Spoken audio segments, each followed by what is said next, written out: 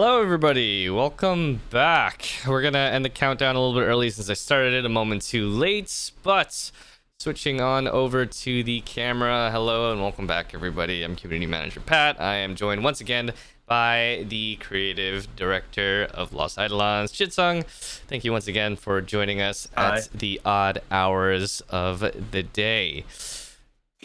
How have you been? Thank you. I've been okay. I mean, we've finally finished the demo preparation, and demo is actually done well, and I love the feedback that you guys have given. So, been good. More work to do. Yeah, we got a lot of work to do. But the Steam Next Fest itself has been highly successful.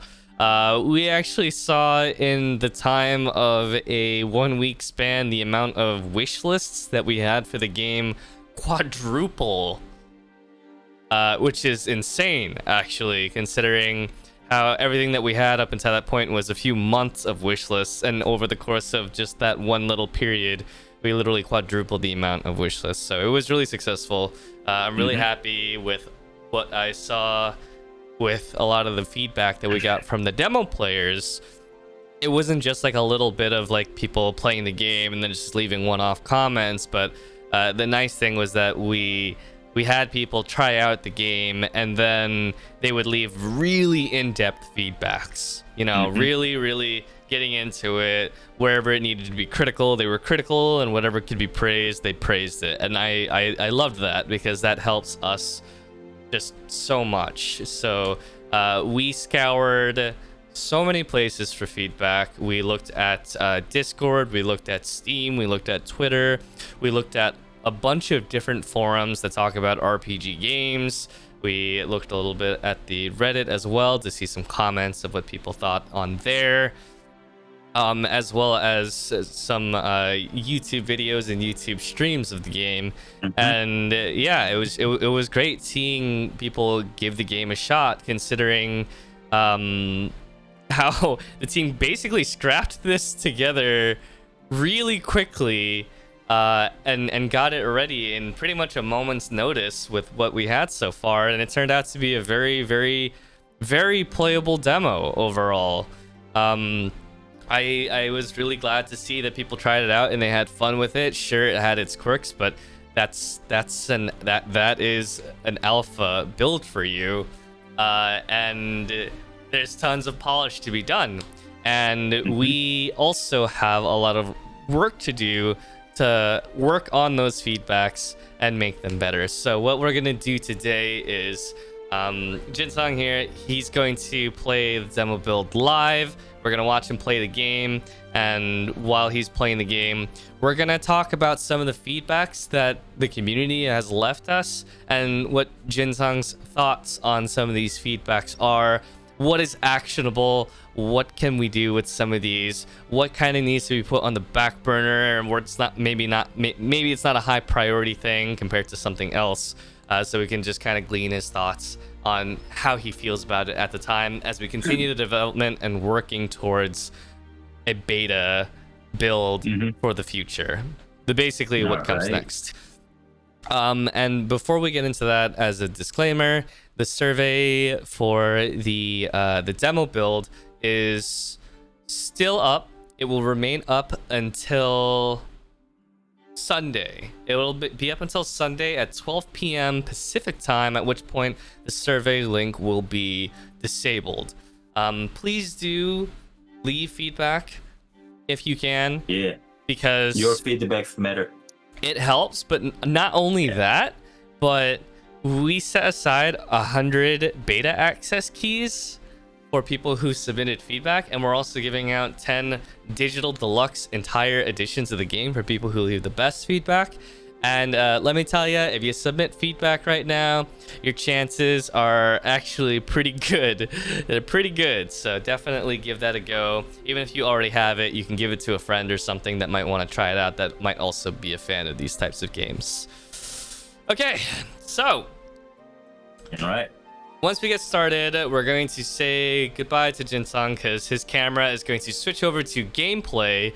Don't worry, he's still there, but he's going to switch his capture device right now. Now. And we get gameplay there, and we're gonna switch between this camera, and so that we can just kind of talk, so I don't completely disappear. And this camera, where we get a full screen, I guess, let's play view of his gameplay. All right. Chad, Demo build. Did any of you guys? How many of you guys actually went through the demo build and finished both of the episodes? I know there's some people that kind of just went through one episode and then they were kind of chilling after that. Yeah, I mean, the second battle was pretty hard, so some people just It was funny. I watched someone. I watched someone playing through it, and they were like, they went through the first battle, and they were having a really hard time with it. And then they got to the second battle, and they thought that the second battle was easier. But then, like halfway through, they ran out of resources. They ran out of heals. They ran out of potions and everything. That's right. It was kind of hard. Actually, much harder than the seventh battle. Oh, just as a heads up to chat, we actually don't have audio at all, and so I'll be playing the two mock-up tracks throughout the stream. It's because the capture device that Jisung is using cannot capture the audio from his game, so we're just gonna talk over it, if that's okay. Hopefully you guys don't mind too much. English voice acting will be added for the cutscenes. Yeah, a lot of questions. Yep. All these major cutscenes will have full voice acting. And will these be polished further, by the way? Because we see like a little bit of issues, like slight armor clipping here and there, and the graphics and everything. There's still work to be done on them, right? Yeah, this isn't final yet, so this is a feel of how the final product would be like. I think one of the feedbacks that I saw the most was that a lot of the facial animations, like the lips and everything, seemed a little bit off. Okay. I think that's if we get the full voice acting, it could be better, I think. Yeah, maybe it could sync up better, because like in the demo they would be moving their mouths, but like they'd be moving their mouths and maybe the words don't match up quite right to it. And it would be just like a little off-putting, because the models are pretty good looking overall, and that was one of the feedbacks that we had received throughout it, is that people really liked the look of the game. They liked how it was more like a realistic looking take on Fire Emblem and the genre, but there were some uncanny valley moments where things just didn't look quite right. All right, here we go. What's your strategy going into this first part here? You obviously have the archers levels. By the way, I saw that. What was your mindset giving the enemy archers so much more range than your archers? Is that what do you mean? You mean the enemy archers have a much more range than the ours? Yeah. That is not true though. Because our archers, these are the archers, right? Yep. So these guys have the if you look at the skill set, it has a long shot, which is one more range than the normal the bow attack. So it seems like it has a one more range than ours, but then our ranger, the archerman, also have the long shot too. It's just that these guys aren't the archers, right? Right. They do have a bow, but they are not the archers. That's why it looks like your archer. I mean, my archers are different from the enemy archers, but basically they are the same. Right. I think it mostly comes from the fact that when you're going through this, your archer has to survive a long battle, and they're gonna run out of long shots. But the archers that you're fighting, they're probably gonna be dead in 3 turns, so they could just use long shot every round if they wanted to. And you know. So My strategy is if you know the I actually know that there will be the some event going on, so I'm gonna break down the um ram the gate first with the 2 units that are strong. Actually, if you look at the stats and the equipment that Eden has, Eden is equipped with the rare plated armor. Oh, that's why he And takes so little damage. that's right, because this guy is actually your main character. So it has a rare sword and rare plated armor, where he can tank better than the others. So that's the one tip. I'm sorry that I gave you guys too rate, but that's the tip. What type of damage is good against plate armor? What type of the damage? I mean, generally the magic is better than the any physical attack. Okay. Against the Eden or some. I mean, you have to look at the stats though. I mean, he has a magic defense better. I mean, the less than the physical defense, so he will likely take more damage from the magic. Okay, this is good. Can we look at the that sheet again? So we noticed that there's an accuracy stat, but it doesn't seem like units ever seem to miss. Okay, that's the point of the myth, right? We actually don't have any myth. What is accuracy for then? The accuracy is for the guarding.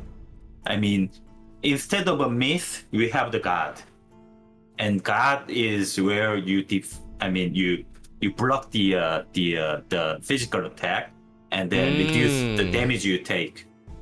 I didn't like the idea of the myth because, like, some cases where you are going to have your enemy unit like killed by one hit, and then you have one unit left, and that guy miss and you lose. You know, the kind of situation. I didn't like that. So we have the concept of the guard instead of a miss, and guard is where you reduce the amount of damage you take, but then you still take the damage. Do we know how much damage a guard prevents? I think it's it gives like 30%. I'm not sure exact number, I forgot. Okay, so to answer the question once and for all, accuracy is the counter stat to guard then, right? Yeah. Okay, right. So is there any possibility that we could rename that stat? I don't know, penetration maybe? Is that so? So accuracy is quite confusing for people. Yeah. Why is that not missing, right? Right. So I think we should maybe change that to like penetration. I'm not sure. What would be the better word for the anti-guard? I don't know. Chat, if you guys have any ideas, let us know. Let's avoid penetration. Yeah, there might be some different connotations with that. Anyways, let's continue with the gameplay. Yeah. Okay. So it's the guard rate is really low. So it's not that huge. But if the Eden has when you are not doing anything, you can defend, and then that if you defend, your guard rate will go up. Okay, now with the Leonard, I'm going to just attack the guy right here with the maybe hydro bomb because it has a lot of count. Are there any benefits to standing inside the bush? There isn't any benefit. I mean, you're maybe talking about the Fire Emblem where you will have a higher chance of the not the block but the miss. The accuracy, lower the accuracy, but the instead of that, it has the if you use the fire when you're on bush, it will give you the extra damage. Ah. Maybe we can actually increase the accuracy. I mean, decrease the accuracy of the enemy unit. Yeah, I think Just that's like the Fire Emblem. that's such a cool idea. Because then, like, right? Yeah, go ahead. Sorry. So that it has a higher guard rate. Yeah, That would be that's cool possible. because if you have units go into the bush, they're gonna go in there for an advantage. But then you know that if you go into a bush, someone can cast a fire skill on it and then light it on fire, so it has advantages and disadvantages. That would be a really cool idea. I was thinking about the disadvantages only, but we should give some advantages as well. Okay, I'm gonna take down the one archer for sure, and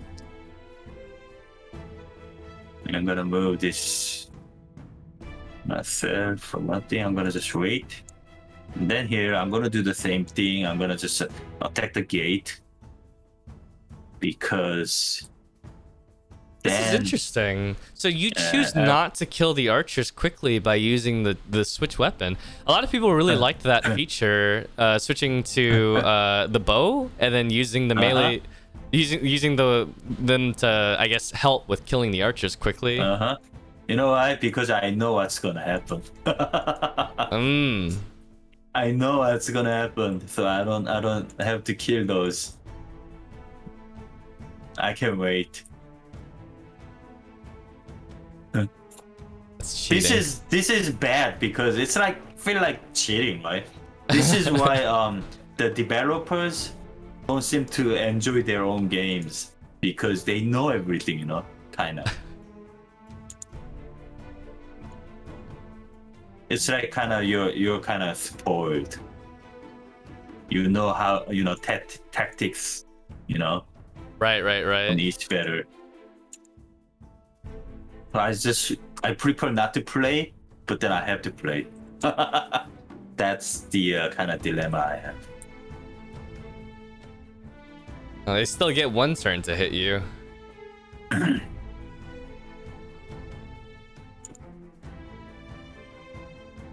You know, speaking on the topic of the bush tiles before. Oh my God, Leonard's almost dead. Speaking on the topic of the bush tiles from before. Someone had also mentioned that it didn't really feel like there were many advantages to being on the castle walls. And what were the possibilities of doing something like by standing on the castle walls, you have like +1 range or something like that? The wall, here? Yeah, because it feels like you should have an advantage for being there, like an elevation bonus. Okay, that's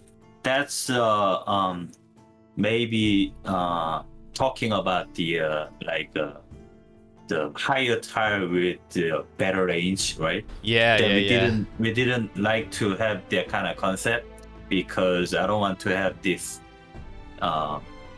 For our first game, I don't want our battles to be more complicated. I mean, it's already complicated, so I didn't want the higher the better range and lower the something. Yeah. So we made the decision where let's not to have any advantages or disadvantages depending on the height. I see. But would it be possible to maybe make it so that like 1 or 2 specific? You see where your mouse is currently over? It looks like an archer tower. I guess people wanted the idea of being able to, invade the castle walls and use it to their own advantage.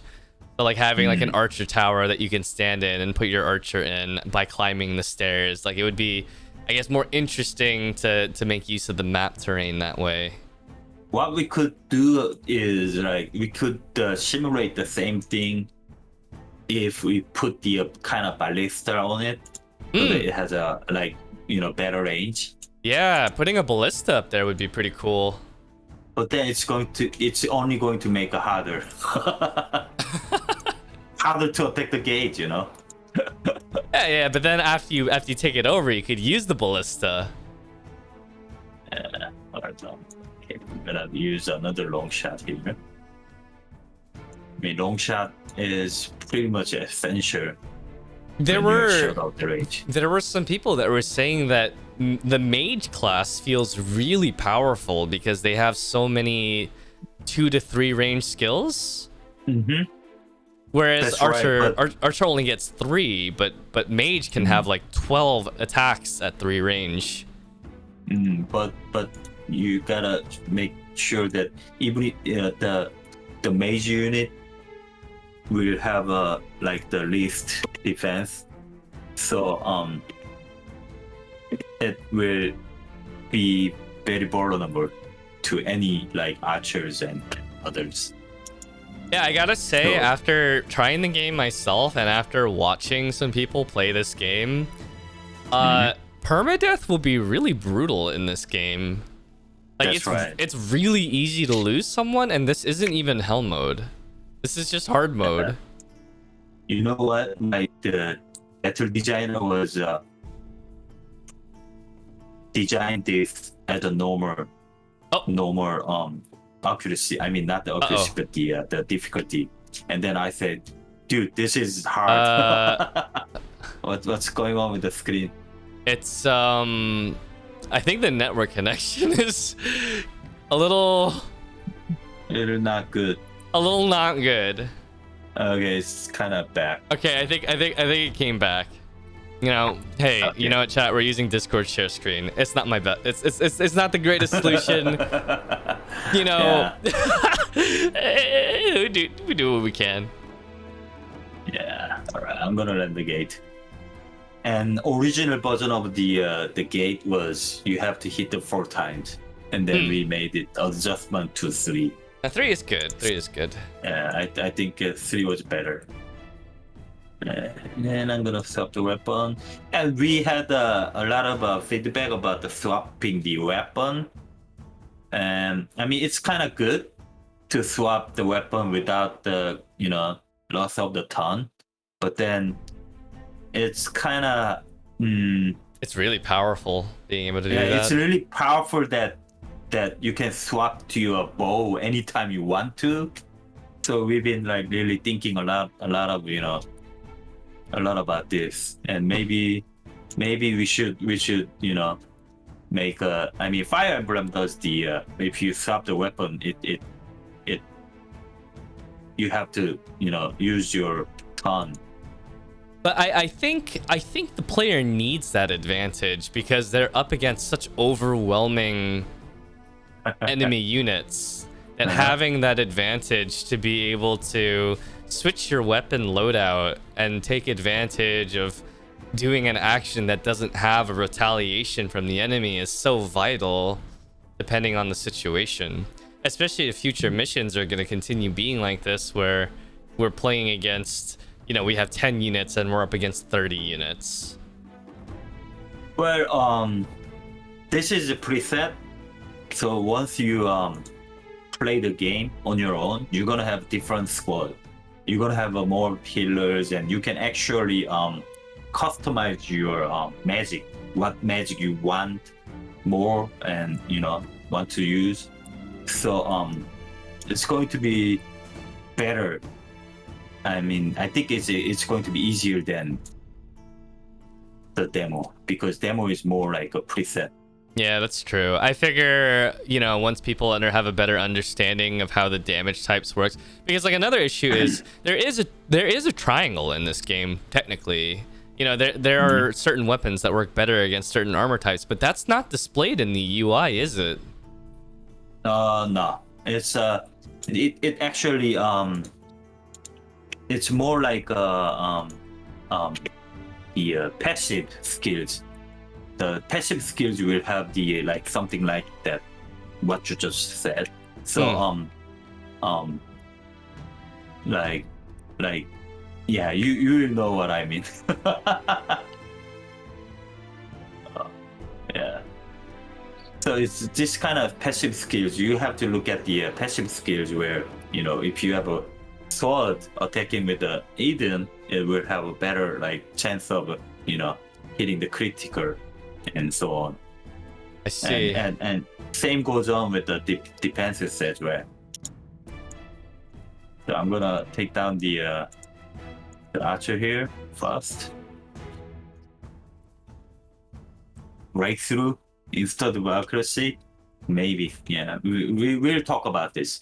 I mean, the accuracy isn't really not like inaccurate for It's a what we are little trying to do. misleading though, Yeah, because of how the term a is lot of used. people, a lot of people are used to accuracy being Yep.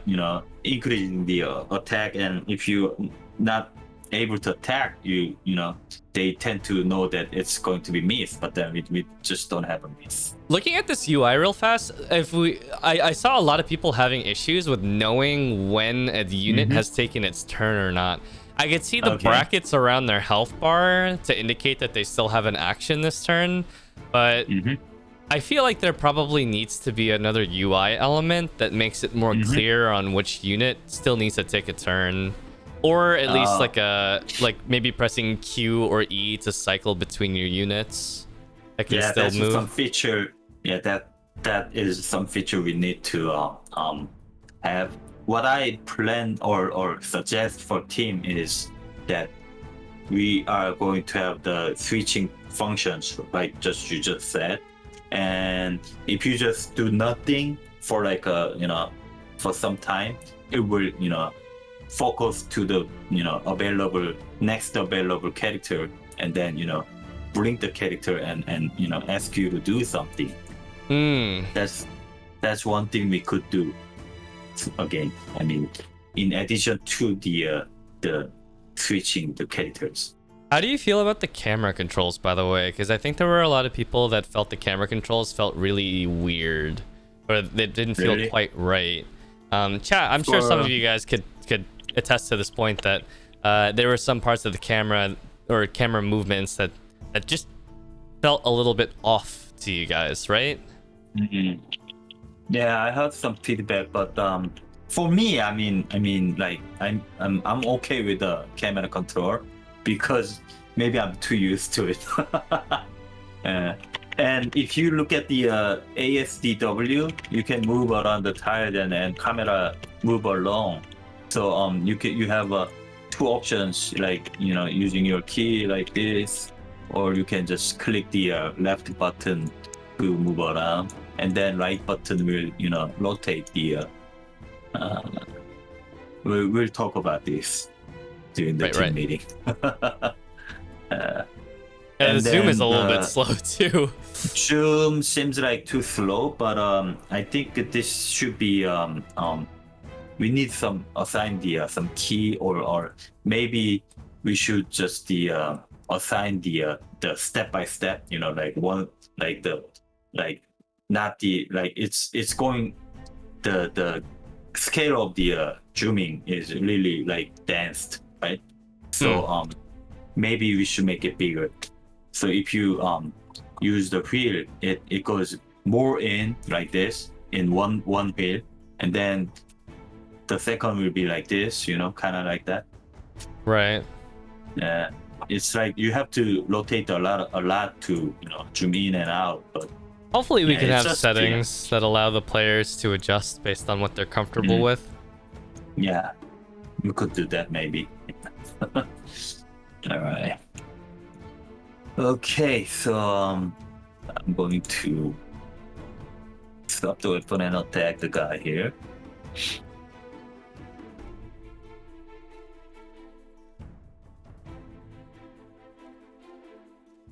And Punisher cannot attack the guy because it's range 2. I'm going to just heal the unit here. No Holy Nova? I can attack.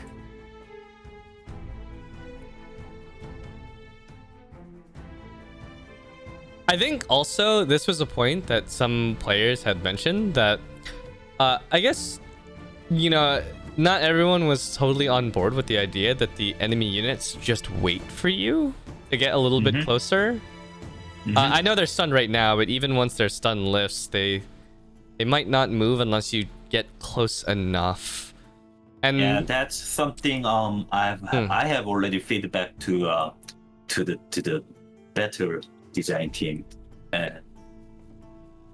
where they are actually waiting for you, right? And you have to go at certain range, then they start to move.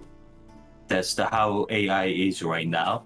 But what I want to do or ask them to do change is that once they get the out of the stun, the guard captain will ask the front row guys to move forward, and then after like certain turn, like 7 or 8 or 10, I don't know, but he will ask the rest of them to move forward.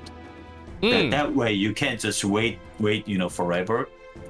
So that could be better.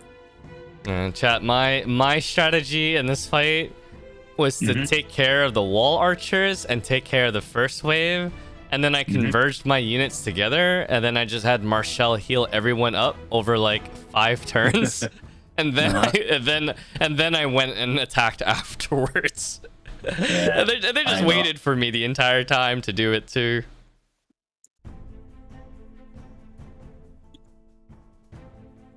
So that's the easy way to beat this better, but I wanted it to have more like kind of not the randomness, but something changes over the time, the event. So I want to add more event to it, like at certain turn, if you don't come, they will come. You know that one Fire Emblem feature where like you can go up to the house and interact with the house, and then there's like a resident inside of it, and they can like give you an item? Yeah, I know. That's one good idea. But then the problem I thought was that like when you are get near the house, we could do that kind of thing. But what I wanted to do was to put more like the chest box. Maybe some people know that if you get near the house, then you can talk to house, and some people come out and give you something, but it's quite not like many people may not notice that. So I've been thinking about it, how we could better present the idea. A chest would be cool. How about a chest that despawns after a certain amount of turns? Yeah. You mean like it goes away after like 4 turns, so that encourages you to move forward quickly to get it. Is that too much? It's going to be too hard though. A lot of people may just give up. Well, and in that case, you just let the supplies burn, but it gives incentive to move through the map more quickly rather than to turtle up. Yeah, it would be like the enemy units burn the supplies after X amount of turns. Yeah, I'm gonna move forward, and they will come. A lot of people asked why these guys should show you the attack range. It's showing only the movement range right now. We are trying to show something like that. Right now, your unit is in range of the mage, but like it's hard to tell that. Well, and for your reference, this tile art, the way we are showing the tiles right now, the grid, is not the final version. We do have the the working on it, so it's going to be changed. There was also feedback regarding the status on top of the enemies. It was very difficult to tell when the stun would actually end. Oh, well, like they're about to move, right? Yeah. So if you look at this here, there is a ton left. Oh my god, that's so tiny. That's right. I didn't even know that was there. Yeah, we are actually going to show here too. it was kind of missed, and we didn't prepare well enough to show everything, but that will be added here. It's going to be show you the debuff or buff that were applied to the unit, and we are actually going to show like what that buff is about too. Maybe I think that's still like one extra step too much. Maybe the turns left on the stun should be on the icon itself above their heads. But that's possible. But what we were concerned more about was that, I mean, this guy could have like 2 or 3 buff and 2 or 3 debuff. When you have a 6 debuff or buff, it's going to be rotating like 6 times, right? A lot of times. So that could be too much information already. But maybe we could show the numbers here. Yeah, we could do both. Put it in their stat sheet and in the icon. Okay. So I'm gonna heal. Yeah, I guess it does feel like a missed opportunity. Like, you just took the castle walls, and those units in the middle, they're gonna start moving towards you, but you're never gonna actually use those castle walls. Can the enemies take the stairs? Yeah. Enemy unit can go up, to the upper level and lower level. They will move. If I'm standing on the tile, that like if I take the stairs and I stay on that tile, can they go up if I'm occupying the destination tile? No, you can't. You can't. Oh, I could use that then to abuse melee units with bows. Yeah, you could do that.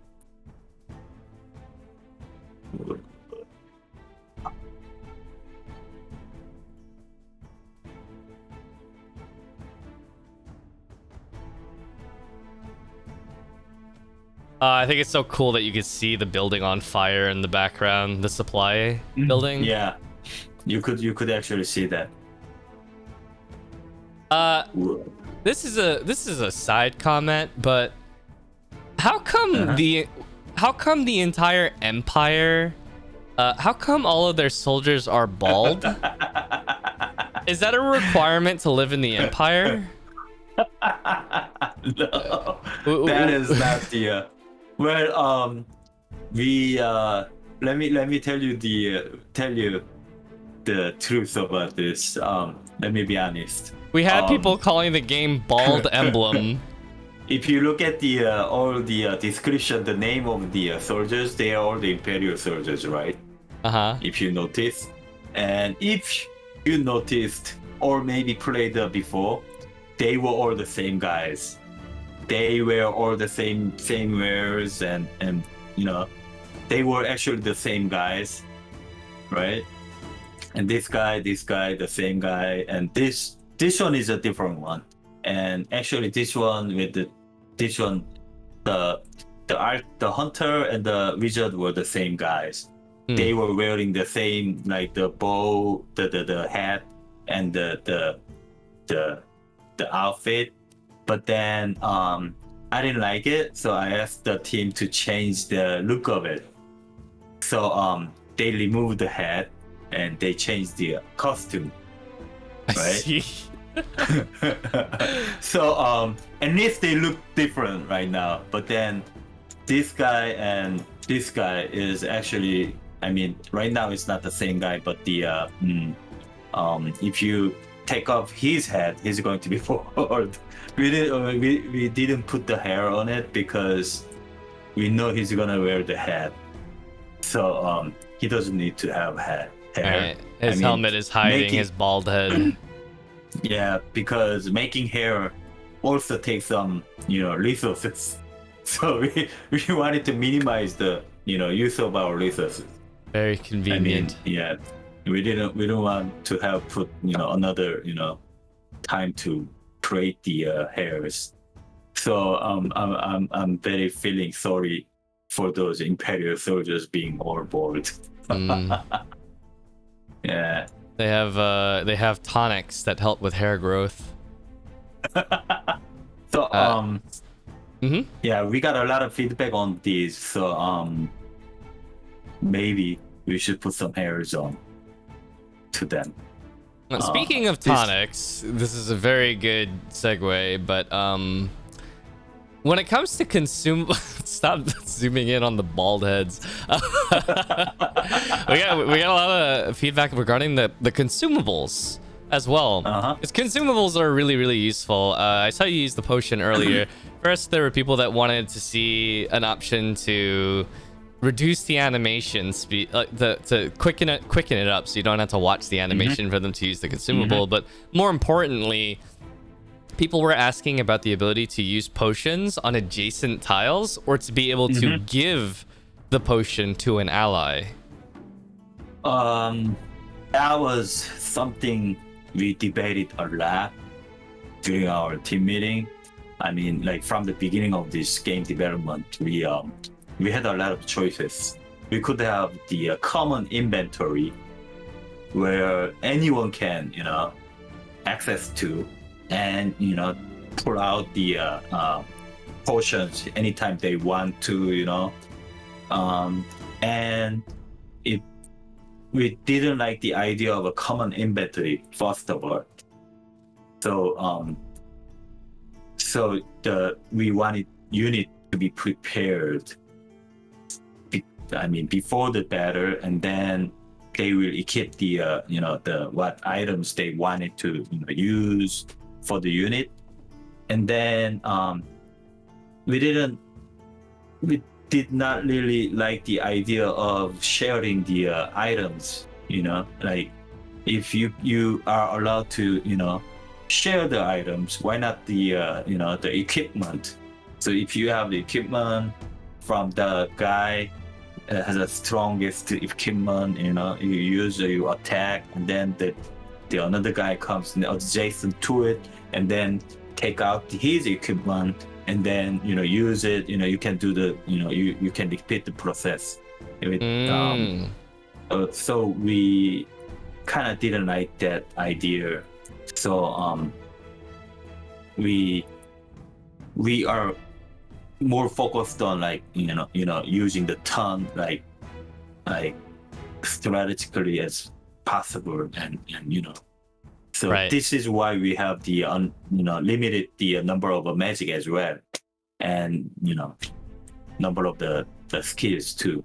To that end, since preparation is a pretty big part of the game, is there a possibility to make it so that when you're in the formation phase before the battle starts, you can change their equipment or skills? Yeah, that's something that were missed from this demo, but we will have the feature where you can prepare anything that you can do. You could do it during the camp section. You could probably change the class before the the formation screen, before the actual battle. You could actually buy the potions, and then equipment changes as well, So for time purposes, because we want to check out some other things during the stream, let's go ahead and skip the battle and head to the camp. Okay, let me just show one thing here. Okay. The tile advantage is here.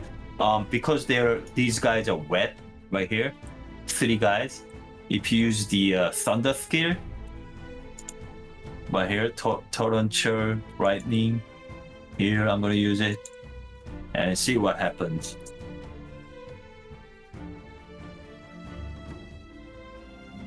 So these guys damage this. Oh, take some splash damage. Is it because they're wet, or because they're also standing in the water tile? If they were wet but standing on a plain tile, would they still take the damage? I think I think it's because they are standing because they are wet and adjacent to each other. Okay, so it doesn't. Once they're wet and they stand on a dry tile, they're still going to get that damage.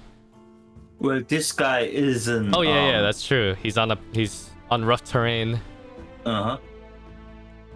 I don't know why this guy is wet. How did he get wet? I, think I want to figure it out. Let me go figure it out next time. Yeah. All right, Yeah, let's head to the but, camp. Yeah, this is one thing I wanted to just show. Yeah, this is not everyone how knew about the elemental synergies, and I really hope that we can explain it well, either in the tutorial or through like an in-game encyclopedia. We should do that. Yeah, we will do it. By the way, we got some feedback that the victory music as well as the sound when you enter the camp are super loud. Okay, that's going to be adjusted. Yeah, so there's quite a bit of feedback regarding the camp as well. Obviously, a lot of people are familiar with the concept because it's very much so akin to the monastery from Fire Emblem. And So right. So yeah, we got go say ahead. Go ahead. My bad. We got a lot of feedback from people that saying that the camp is too huge. It is And big. Is this the whole camp? Is this the full size of it? Yeah, this is the full size of it, and we are going to have a quick move or quick transfer. Okay, quick so there will be teleport. fast travel. Yeah, fast travel. So you won't have to worry about like moving around too much. That's good. You know, Eden's running animation isn't so bad until he goes full sprint and then he becomes the Flash. He is the fastest man alive. Well, we never thought that this is that much fast, but we'll talk about it. Yeah. I don't know, Jinsong. Maybe we should put you in a full plate armor and see how fast you can run. This looks a little uncanny to me. I'm not gonna lie. All right. Well, once the fast travel is on, I don't think the sprint is needed. Yeah, I mean, this fast travel will be without the loading, so you could actually really like move really fast. And the So, walking, that's for role playing, right? This? Yeah. Yeah. Just want to look cool. Only the concern we are having right now is how we gonna make the fast travel work. Like maybe we could do the area, like here or here. Yeah, maybe like waypoints. Yeah, or we could do like certain NPCs in front of NPCs here. Every NPC you can go. So that's what we're debating right now. Chat, by the way, if it wasn't evident, the game is a little cropped inwards at the moment. So yeah, some text is cut off because of it's just kind of zoomed in a little bit. Bear with us here. Okay, so there's quite a few quests, but only what quests do you need to do before you can move on? Because you can't just leave right away, right? Yeah, this is the guy you just have to talk to first. Ask about the update. Oh, okay. So this is the first quest you gotta do, and then after you meet look for Clara at the training ground, and you can move forward. And we wanted to have you talk to Clara and introduce you to Joanna, so that you know what the important characters. In order to encourage exploring the camp, is there any possibility of putting loot around the camp that maybe respawns between episodes? Possibly, yeah. Because there's a lot to this camp, and it's very detailed, but there's very little reason to explore it currently. Yeah, that's something we could actually do, I guess. Because there's already going to be collectibles added, right? With with some dialogue in them. Mm-hmm. We a lot of features are missing as well. So we're gonna have some documents and like letters or things like that that could actually tell you the details of the world that we are building here. So like here you maybe you can pick up some letters where it shows some stories behind what we couldn't tell you during the cutscenes. Could you go to an NPC and maybe train with them or have a meal with them? Yeah. Okay. I am trying to figure out where the training ground is. Okay, this is Sarah. We were this character comes from the comes from say it. So this is very reminiscent to similar systems where you kind of need to know about them and make the correct choice, right? Yeah, for the meal rhythm, you will have to study the character and like what they like and what they don't like. That's what's it. What kind of benefits can you get for increasing your affinity with them? Well, you will get to the. We are planning to add some features during the battle. If you're adjacent to each other, they will give you some buff, like the step up, like accuracy or guard. So this is the having a mirror. So we've been talking about this as well. We've been a lot of feedback from. We had a lot of feedback from users about this.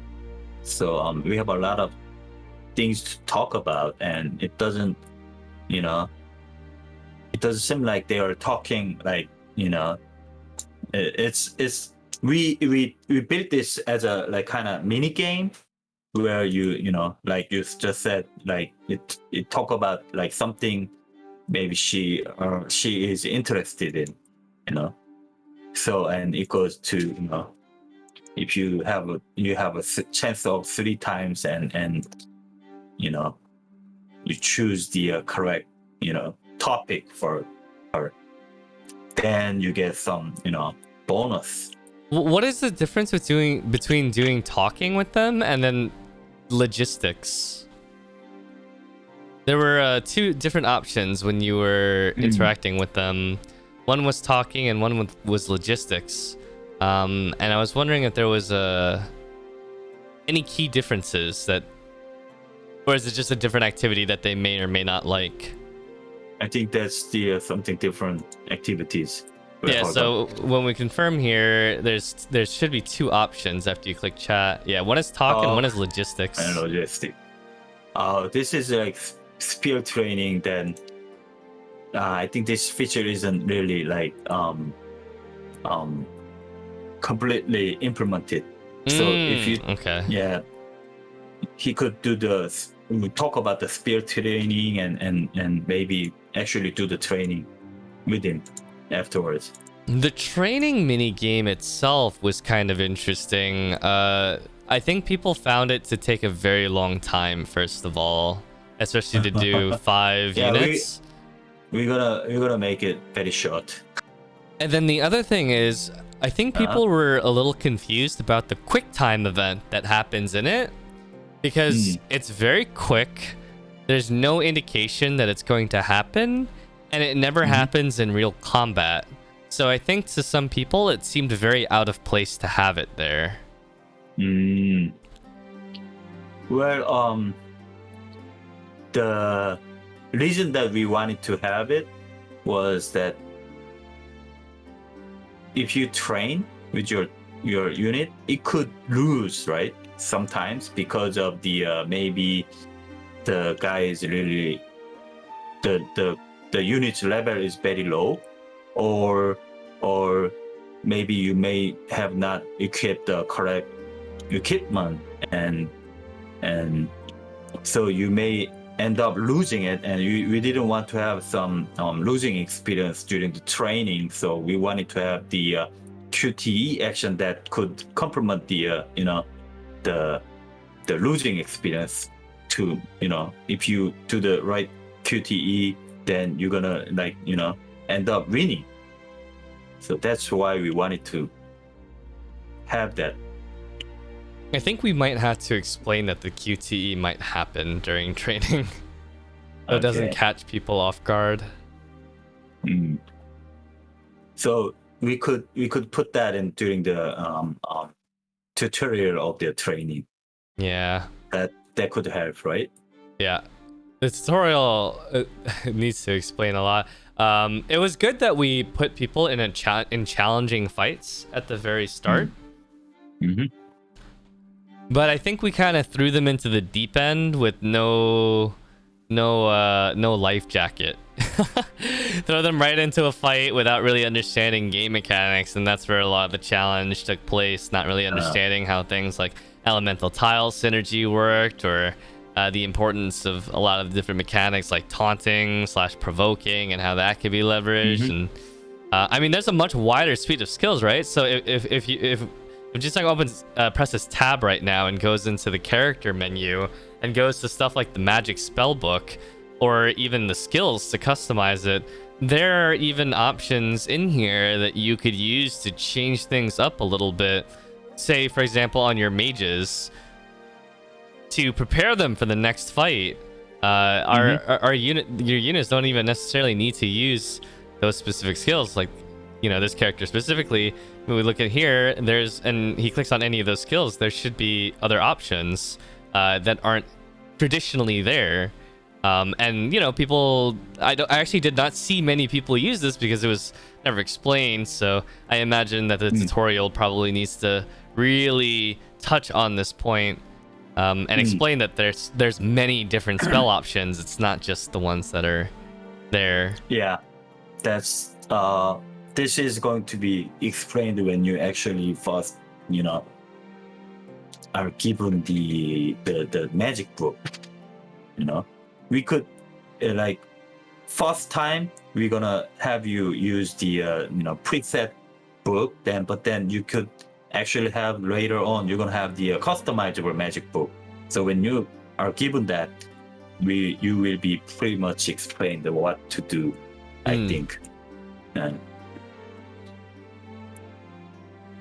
so this is how you customize your magic here. I mean, you could have a strong magic. It has a power 3, so this is pretty much strong one.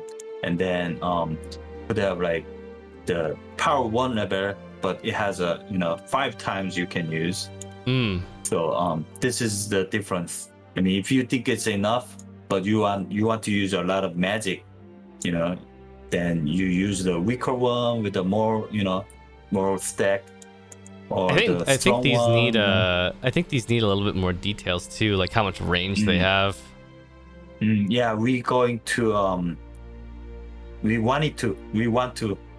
have some the kind of movie in it, so that it shows you what kind of spell it is. Right, a little video. The ranges it has, the video thing. It's an Amazon Kindle. It's not a real book. It's actually an electronic book. Yeah.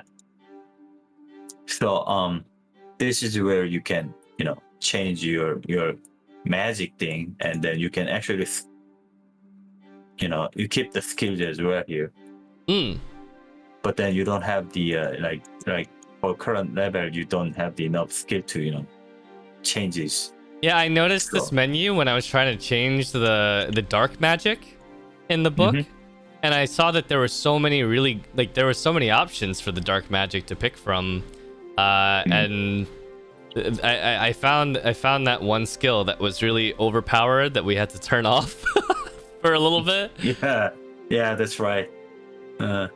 Because there was a bug in it though. It did way too much damage. Yeah, it did the 3 times the damage we intended to.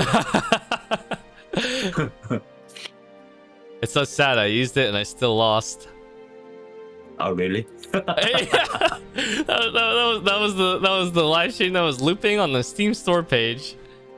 But I think I killed my own units with it too on accident.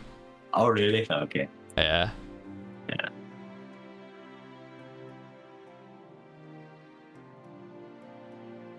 So Well, probably we will have a voice acting here as well. Okay. I was gonna ask, is the voice acting only for the cutscenes, or is it also in the camp as well? Okay, the top priority is the cutscenes, and the second priority is the cutscenes in the camp during the camp, like this one, the mandatory cutscene, the mandatory conversations that you have to go through will probably have the voice acting.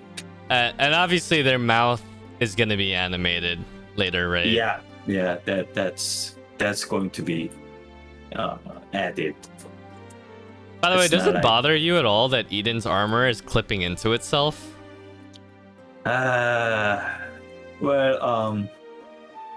for me, I just it bothered me, but I have to make a choice where if you're really going to focus on like fixing all those clippings, because I mean, if you can actually make a fix to every clipping issues, because it's just gonna happen when you wanted to move some, do the animations. But these are going to be fixed better than like right now, because nothing is final right now, like the animations, the writings and environments. So there are a lot of improvements to be done. Are there still going to be voice clips for the non-voice acted things, kind of like how Awakening or other RPGs do it? I don't think I fully understand the question. I think it's a question where you have something like that, maybe. Oh, as I understand, like some games they do the the answers yes, no, but then they don't say the words afterwards. Right, so they say just like a little thing, but it's not necessarily the dialogue. So that's like a good question. when you have a where, it says where, and then it doesn't say anything afterwards. Yeah, affirmation noises. That's a good way to put it.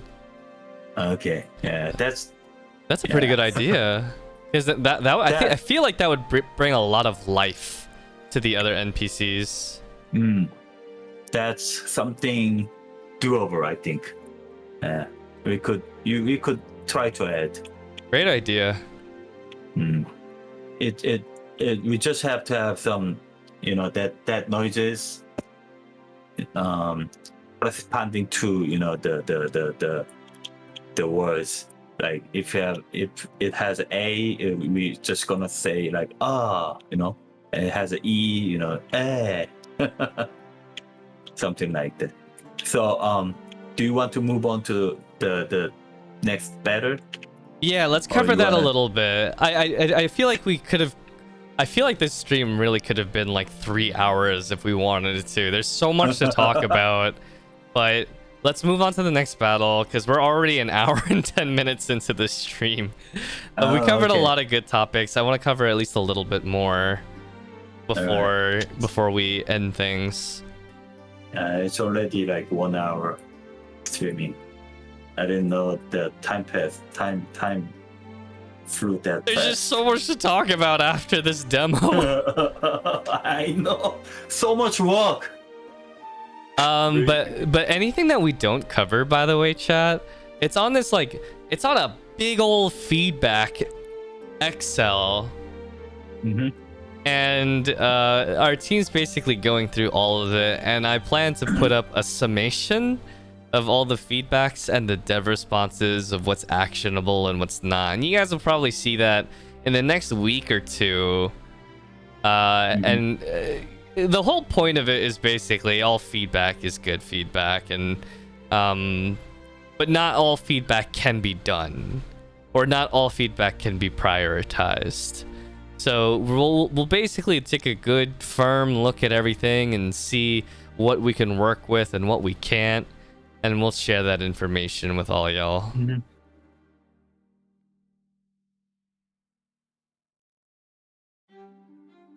By the way, these cutscenes that we have shown you guys during the demo is like the last section of the cutscenes.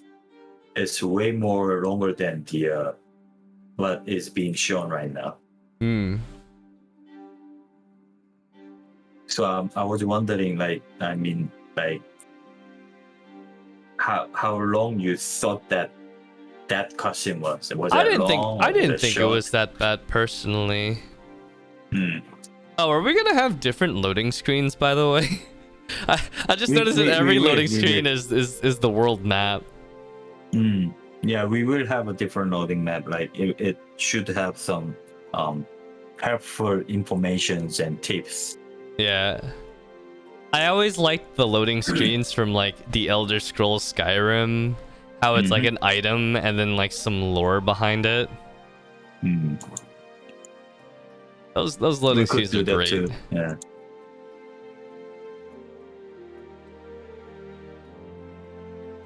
And people were asking about the conversations during the battle, that you can like entirely skip the conversations. Some people were asking about this. And another thing is that this could be voice acted as well. I mean, this isn't top that would priority. be cool. Yeah. This isn't the top priority. This is like the third, the third priority after the one that we talked about, the camp thing. So this could be voice acted too. Oh, you know what? When it comes to like giving each character a little bit of personality, especially since players will probably lose units throughout their campaign. Someone was wondering, why aren't there any death quotes? When one of your units is defeated, they don't say anything. They just kind of melt into the ground. I think we could do that for the main characters, that your characters, but not the enemy. Yeah. Just for our characters. But I bet our Loke team could go through like the 30 or so different units and add like 2 or 3 different quotes that they could say if they're defeated, and then when they die, one of them randomly is picked. That's possible. Okay. I'm just to clarify, the dying animation that when unit is killed, right, is not the final right now, because when you are actually done the animations and it goes up to this quarter view, and then the units right down the ground, and then it goes away, right? And that is not the final thing. We have to improve on that.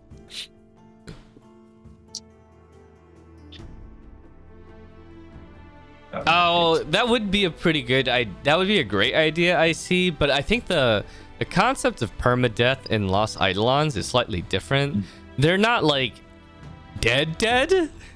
They're out of commission. They're basically knocked out and incapacitated, and you just can't use them in combat. But they're not like lore dead, As if you make them dead, it's going to be hard to make the stories, because there are some certain characters that must be there. They should be there to make the stories go on. So what we had to make a choice was that they are actually retreating from the battle, not like they're dead. So but then in the permadeath mode, if they retreat, they will not be able to join the battle at all. They're in the infirmary. You know, they got a broken leg and they got a cast on it. They can't leave the bed for 3 weeks. That's right. That's right. That's the actual idea we had. I think, way. Yeah.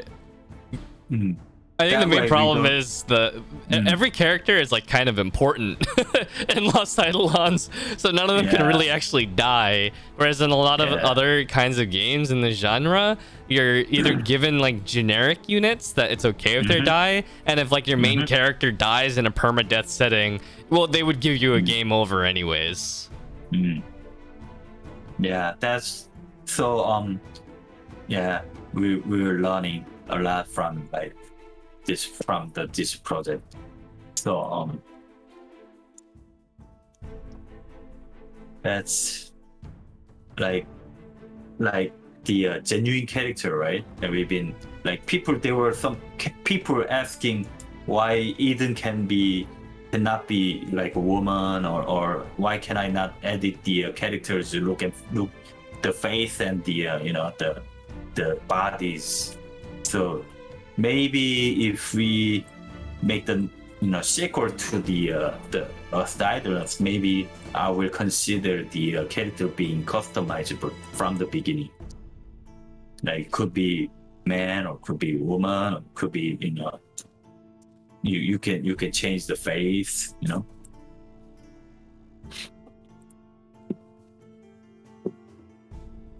So this map was kind of interesting. They talked about weaknesses in the walls, and there are walls that you can break down, but I think a lot of people were curious as to why there weren't any walls that you could break down in the first wall.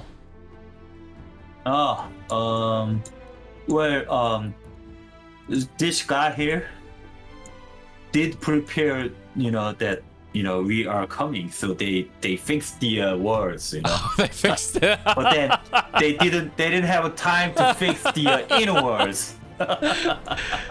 They put the masons to work, but they were like, oh, okay, just take care of the important stuff first. Yeah, that's how it worked. Yeah, I'm gonna do the wrong shot.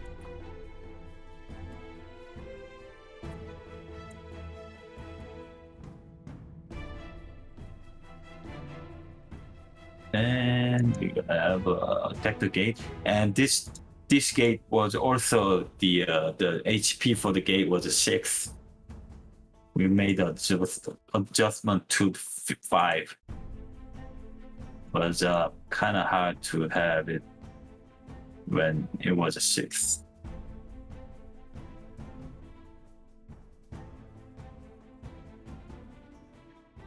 You know, when I was watching that stream from Mangs earlier, he I did didn't watch it something. yet. He did something very clever. Because the did objective he of do? this map is to defeat a singular boss, right? It's not to defeat every unit. And if you go through this map normally, the boss unit kind of stays in the center, and he's got units on the left and the right of him, right? Defending him. And what he did, and I don't know if he did this on purpose, but he went close enough so that he would aggro them, so they would start running towards him. And then he realized he couldn't win if he kept going forward, so he retreated his units all the way back. And this made it so that the ballistas were no longer in range on the left and right. The two ballistas near the boss. So those units had to get off the ballista, and he wasn't getting hit by the ballistas anymore. And then the boss unit ran all the way up ahead of all the other units, not hiding behind anybody. And he was completely isolated. He's the bravest wizard I've ever seen. What I did was pretty much the same, but then what I did was I went up all the way up to this point and then break the wall here, and then the one guy went up to here, and then he comes up right this way, and then he retreats here, and then just kill the unit one by one. That's how I managed to clear How did you do it without the units on the left and right attacking you? The 3 on the left and the 3 on the right. Yeah, those 3. These ones you have to get rid of them. Okay, you but have to get rid of them. can the ballistas hit you behind the wall? Here, Yeah. He's got this ballista. If you go near it, can only hit this area. So if Oh, you're here, really? yeah, if you're behind the wall right here, the ballista will not be able to hit you. So they do have line of sight. Mm-hmm. So what we have to add here is that we will have to show you not only the movement tiles but the attacking tiles as well. You know what I just So realized? The Mhm. ballista is called Balstar. Oh, I didn't realize that. I just realized Wait. that. That's the name. That's the name of the other important character. That's not a Okay. ballista. How come nobody mentioned on this one? I just noticed that right What happened? I think that's the typo or something. Maybe the string ID was wrong. 3 on. ballistars. Okay, so that's really cool. So you break that wall in the middle. You don't have to deal with the ballistars. Yep. So these guys hit up the attackable by this ballista, but if you stand the behind the wall like this, you won't be able to. It will be attacked. I think it's really silly that the ballista can shoot through the gate. That's a little unfair. Well, that was also from the feedback that these guys, if these guys were the archers, they were able to attack, right? Right. And first of all, I just let it go because they could possibly attack, aiming high and Yeah, right? yeah. Just animations aren't just showing that correctly, so we could just pass that. But then for ballista, it's not it doesn't really make sense. So we could actually change that, and if there's a gate, we could make it unattackable. Maybe we can just change the range so that the farthest cell that the ballista could hit is like 2 cells in front of where you are right now. Like here, right? Yeah. Yeah, that's possible too. I mean, ballista was kind of strong too. I mean, the range wise. Yeah.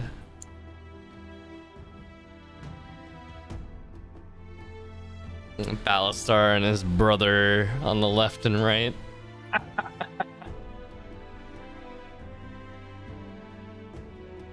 How come nobody knew it?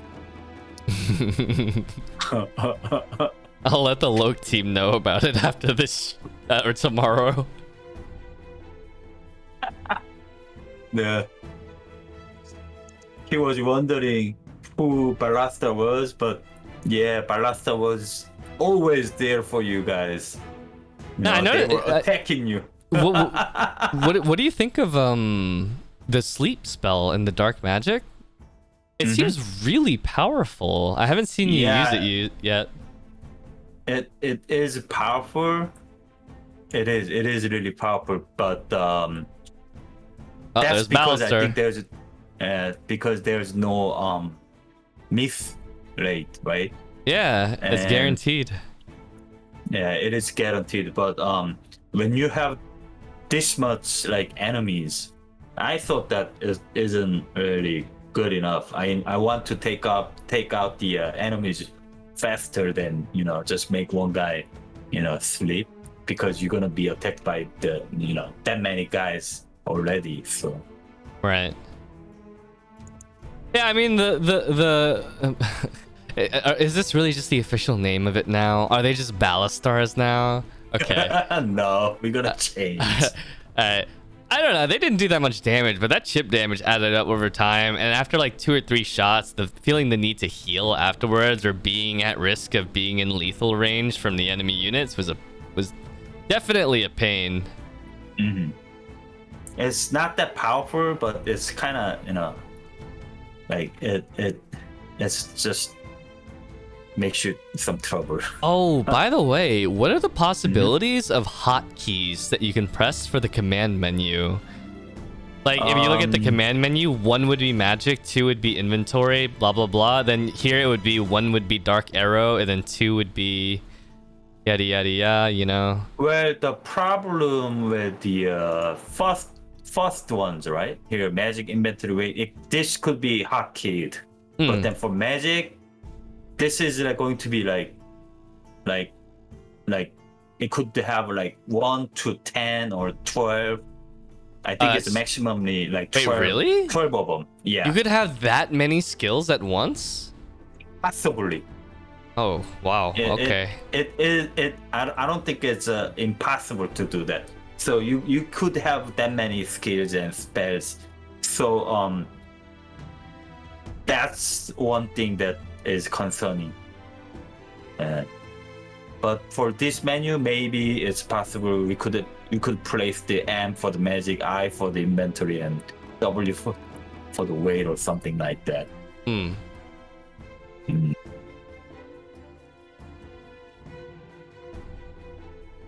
By the way, someone had wondered, how come you went with the idea of when you do damage, it can't do more damage than the amount of health the enemy has left? Like, you just did 7 damage there, but that normally would do over 20 damage. Something like that, right? Well, we just wanted to show you how much actual damage is done to the unit. Right. Not like, yeah, that's why we made the decision like that. But some people, I guess, want to show some, like, to see the entire damage they are doing, right? Yeah. I feel like I would want to be able to see the entire damage. We'll talk about this. We should talk about this. Yep. Okay. Let's get this done. Heck.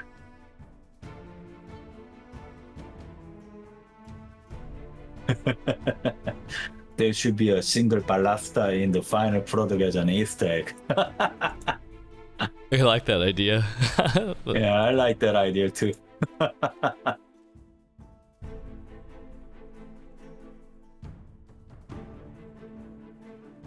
By the way, what determines whether or not a enemy can counterattack? I've seen mages that counterattack at 1-to-1 range, and well, yeah. Well, if you know the attack range of the archers, if you have an archer, right, it has the range of the this is an archer. Okay, the common bow has a range of 2, and it doesn't attack the adjacent tiles unless you have this skill where close range counter. This is where what makes different from enemy archers and your archers. Your archers are equipped with a passive skill. It's called close range counter. That makes so much more sense. I was wondering how some archers were countering at 1-to-1 range. So this archer will not be countering if you melee attack because he doesn't have the skill to counter. And the magical units, their magic is, like they could attack the range, the adjacent tiles. Right. That's why they're counter attacking. That makes those 3 range skills so OP because there's basically no weapon that naturally attacks at 3 range, right? I'm just figuring out if we have the +1 range bow. If you have a bow that has a range +1, you could actually counter attack that. Oh. But I'm not sure if we really actually have. We could make one. Not sure if it's going to be given to you guys. That'd be the maybe the unique bow. That's possible. Yeah. OP. Unique bow. Yeah. All right. Shoot here.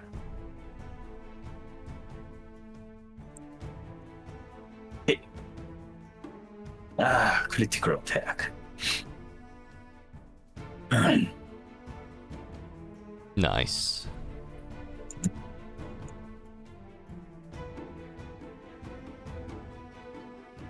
Random gate. I thought it was really cool that enemies could provoke you in this game. I don't think I've ever played a game where I was the subject of being provoked by an AI. And when we debated a lot about this after we given out the demos. That you're saying you like it, right? Yeah. Enemies provoking you, right? But some people don't like it because it seems like provoking the unit doesn't really have any effect on it, right? Like right. They're saying that you have to kill the unit anyway, even if you provoke them. So or else you will be dead because there are so many enemy units. So we've been talking about this, and there are some feedback were like, if you provoke, you should have some more like defense up, Yeah. so that you take less damage. I could see something. I could see some really cool potential applications of like having a tank unit, like maybe an AOE provoke that lasts for one turn. And like if you have like one unit that's close to death, you could have a tank unit go and provoke everyone for one turn, and maybe that's the difference between living or dying. I think there's a lot of different methods that we could leverage here to make a taunting mechanic more interesting. Yeah, there could be some improvements over it. Especially being able to taunt without attacking, because a lot of times if you taunt an enemy, well, they're gonna hit you back. He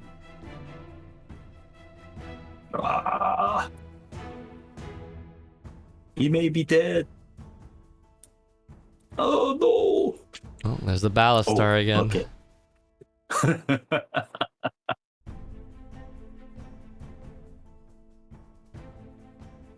This was pretty brutal. There's a guard captain right behind the gate. Yeah, this guard captain is like, unlike the seventh one. I noticed the taunt animation has changed, and they're no longer doing Usain Bolt's signature pose.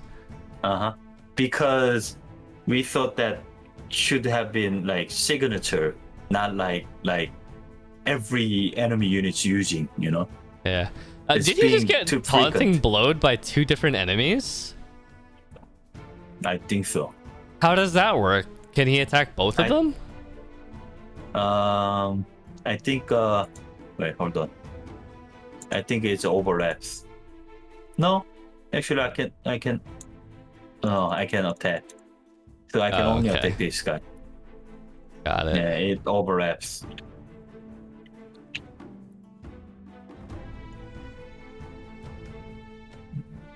I'm going to... When your weapon proficiency increases in level, do you do more damage with it? I think you will get more like at certain level you will get the passive skills and maybe active skills. I see. But not the damage job. But that's one way to do it too. I think we could add some feature that if you get certain level, you will increase the damage. But then if you look at the even the scale here, sword power up right here, right, and you will have a critical hit rate +6. So this is something like a passive skill when you have the certain level of the proficiency of the sword. All right. Gosh, I would really love to continue this stream, but we are an hour and a half into it. Already? Yeah, already. we covered a lot of great topics. We covered a lot of feedback, and we got a lot of great answers. We'll continue looking over the feedbacks and providing a review. But why don't you switch back to your camera, and we should probably wrap things up for this stream. You came back. Welcome back. Welcome back. Overall, I gotta say, I enjoyed the demo a lot. I really enjoyed watching people. Oh, is the song at the beginning of the stream part of the game? Oh, that's actually a licensed song, which we may or may not use. We're still deciding, but it's not part of the... It's currently not part of the OST. We're still deciding if we want to use that song or not, and if so, where would we use it? So that's like a big TBD currently. Okay, everybody. Thank you very much for joining us today. It was not a typical town hall, but we're really grateful for those of you guys who have been providing us feedback, who tried out the demo, told your friends to try it out, and everything. It's super cool to see a game that you're working on, you know, land in the hands of the players and seeing how they react to it and everything. And the fact that this is such an early demo and such an early version of the game, and people having such a good reaction to it already, is it's really compelling, and it makes us want to work hard towards delivering an even better game with the feedback that we've been provided. So now what comes next? We are actively working on improving the game step by step. We are approaching the near end of June, which means soon you guys are actually going to be seeing us again for the July milestone live stream, where we go over new updates and improvements to the game at that point. There have been a lot of improvements that we also can't show you guys for spoiler reasons, but hopefully in the future you guys will be able to see them, you know, for yourselves. So yeah, I'll make sure to put this recording up. If you guys, or you know anyone who wants to support the game, our backer kit is still up until Wednesday at 5:50 a.m. PST. It'll be last call to pick up a copy of the game or a physical collector's edition of the game until further notice. Which does guarantee beta access, but if you backed the game, you already have beta access for whenever we do announce that.